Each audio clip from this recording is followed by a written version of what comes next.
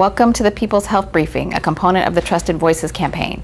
I'm Dr. Noha Abalada, and my co-host today is Kim Stovall, Behavioral Health Navigator at Roots Community Health Center, and we are reporting for the week of September 26, 2020. As health professionals rooted in Oakland, serving some of the people most vulnerable to getting and suffering from COVID-19, we are here to cut through the noise, to give you the information you can use to make the choices that will keep you, your loved ones, and your community as safe as possible. The goal of the People's Health Briefing is to empower you with our best knowledge and thinking in 15 minutes every Tuesday morning of every week. Please submit your questions in the comments, by direct message, or by email to admin@rootsclinic.org. Now, we know that even though this pandemic is worldwide, the effects are very different depending on where you are. So we are here to give you up-to-date information about Alameda County, Oakland, and East Oakland in particular. We now have over 21,000 coronavirus cases in the county of Alameda. The city of Oakland, which is only 25% of the county's population, has about 40% of the county's COVID cases.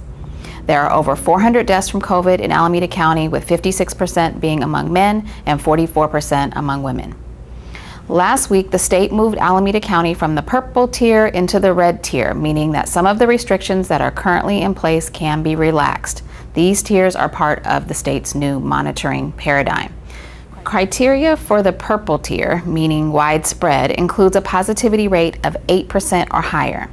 Alameda County has a positivity rate of about 5%. However, when we look at the East Oakland zip codes, we see that the 94603, the 94621, and 94601 have positivity rates between 14 and 16%.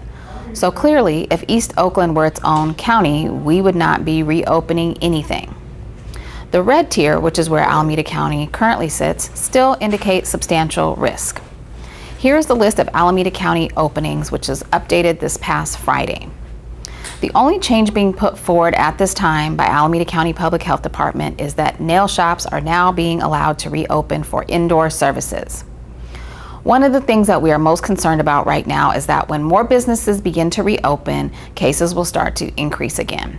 So my message to you today is that just because something is open does not make it safe. Please do your own research, do your own reading, and use your own critical thinking skills. Nail salons are unfortunately concerning because some services take a long period of time and some of the shops are small with poor ventilation. And having several people in a small space and breathing the same air over a period of time is worrisome. Actually, it's the opposite of what we need to be doing right now. Being outside is the best, limiting time indoors with people other than your household members is still the best. And if you must be indoors with others outside of your household, they should all be wearing masks. Businesses are required to provide their employees with masks and to refuse service to those who won't wear one. So to review again, just because something is open does not mean it's safe. Being outdoors is best. Limit the length of time that you spend indoors. Avoid crowded areas. Mask up and space out. Now, we know that everyone wants to get outside and get back to doing the things we used to do, and that is understandable. And we have to weigh the risks of doing these things against the risk that not doing them can lead to further isolation and behavioral health symptoms. A recent report published in the August 14th issue of the Morbidity and Mortality Weekly Report indicates that certain groups are disproportionately affected by COVID-19 related stress. These include young adults age 18 to 24, Black and Latino, essential workers, unpaid caregivers for adults, and those receiving treatment for pre-existing psychiatric conditions. These groups were shown to be at higher risk of starting or increasing substance use, thoughts of self-harm, and behavioral health symptoms. Now, not all of these groups are the ones we are used to seeing as being at risk, but these are unusual times and we want you to be on alert. Our young people, 18 to 24 years of age, are experiencing unusually high stress levels. Our essential workers are under tremendous pressure to stay safe, being on high alert for their entire shift and then returning home worrying about bringing the virus to their loved ones. Our caregivers, and this could be parents caring for their children or maybe an adult caring for an elder parent, are also under a tremendous amount of pressure. We also worry about abuse and neglect of vulnerable people, children, seniors, those with disabilities, and so on.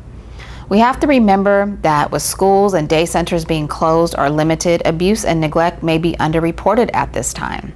which is why it is so important that we check in on anyone we may be concerned about, including caregivers. And now my co-host, Kim Stovall, will go into more detail about COVID-19 stress. Hi, my name is Kim Stovall, Behavioral Health Navigator at Roots Community Health Center. So each week we will address some widespread misinformation about COVID. In my role at Roots, I've seen some of the things that impacted the people that shelter in place with moderate to severe health conditions. So I want to share with you the things that I've seen and what I know. After the shelter in place order took place, we saw people with high stress levels. We've seen some people relapse from substance use, and also people stop taking medication that was needed. I have observed relationships under stress right now with elderly seniors and children. With school being out right now, there's a high level of stress that's been unreported. Some of the things that we know that can help in hard times, we also have where we can FaceTime each other. We also can Zoom. Sometimes we can just meet in a park if that's what you want to do. We also have the parking lot that's available to you. We can social distance ourselves and just let it all out. I just want you to know that I'm here for you. We still have clinicians and counselors here that's available for you.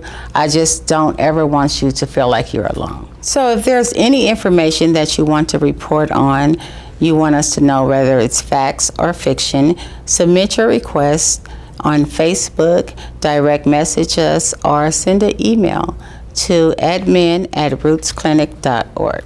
The only way that COVID-19 won't affect you is if you're protecting yourself and others around you.